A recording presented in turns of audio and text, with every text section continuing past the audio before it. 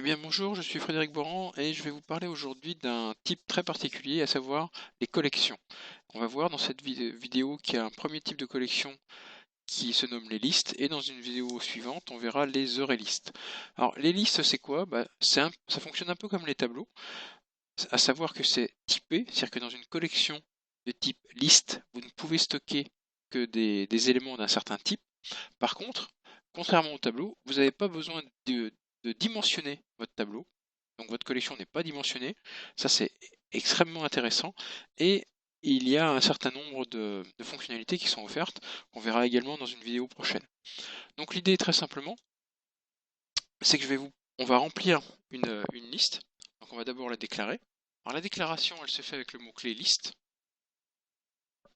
suivi d'une balise comme ça, inférieur, supérieur. On va mettre le type. Vous voyez qu'ici, il attend le type T. On va faire simple, on va mettre du lint. On va l'appeler ma collection. Et l'écriture est un peu compliquée. Pour la déclarer, il faut faire un new list. Donc ici, lui, il a repéré qu'on avait déjà du int. Hein. Donc new list de int, parenthèse, parenthèse, point virgule. Voilà. Là, on vient de créer une collection d'entiers. Une collection, en fait, c'est un groupe d'entiers non dimensionnés. Pour ajouter des éléments, on ne peut pas utiliser les crochets ne servent qu'à la récupération des éléments. Donc il va falloir utiliser le point, et quand vous faites le point, vous voyez, vous avez énormément de choses qui apparaissent. Donc ça, ce que je l'ai dit, hein, c'est qu'on verra ça dans une autre vidéo. Tout simplement, on va servir du add, qui veut dire ajoute à ma collection l'élément que je te mets entre parenthèses. On va mettre 1, ensuite on va prendre un ma collection.add add 2, et un ma collection.add de 0. Voilà. Alors, un petit quatrième, ma collection.add. Alors vous voyez, regardez, si je mets par exemple une chaîne de caractères, tout de suite, lui il me le souligne en rouge. Bon, le message est un peu bizarre, hein. Il me dit la méthode surchargée correspondant le mieux, etc. possède des arguments non valides. Donc voilà, il a un petit souci tout simplement, parce que là vous essayez de mettre une chaîne de caractères, alors que vous avez dit que votre collection ne pouvait contenir que des entiers. C'est ce qu'on appelle une collection fortement typée.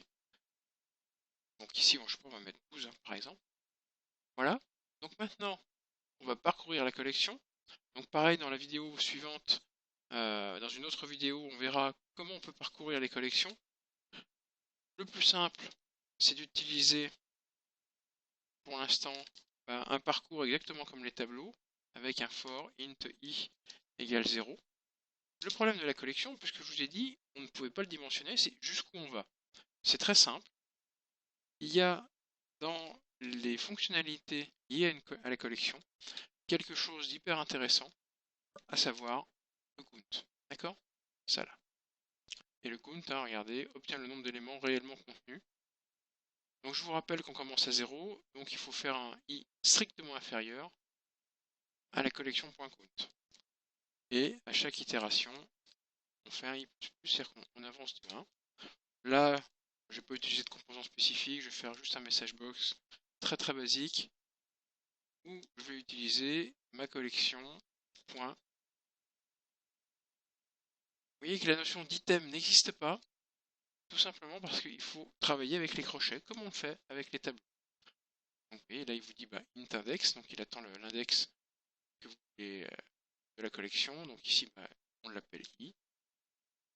On est dans un message box, donc il faut convertir en chaîne de caractères.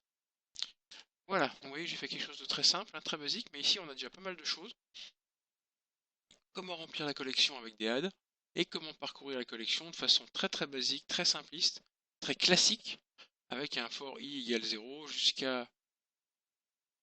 jusqu'au nombre d'éléments réellement contenus, le count, avec i plus à chaque itération. Si on fait exécuter ça, a priori pas de souci majeur. Affiche, on affiche le 1, 2, le 0 et le 12. Voilà, vous voyez qu'une liste, hein, c'est relativement facile. Plutôt que d'utiliser un tableau, utilisez des listes si vous voulez vraiment typer vos collections. Au moins, vous vous embêtez pas à dimensionner, à vous battre s'il y a un problème de dimensionnement ou s'il y a ce genre de soucis. C'est vraiment l'équivalent en plus puissant des tableaux. Voilà, je vous remercie.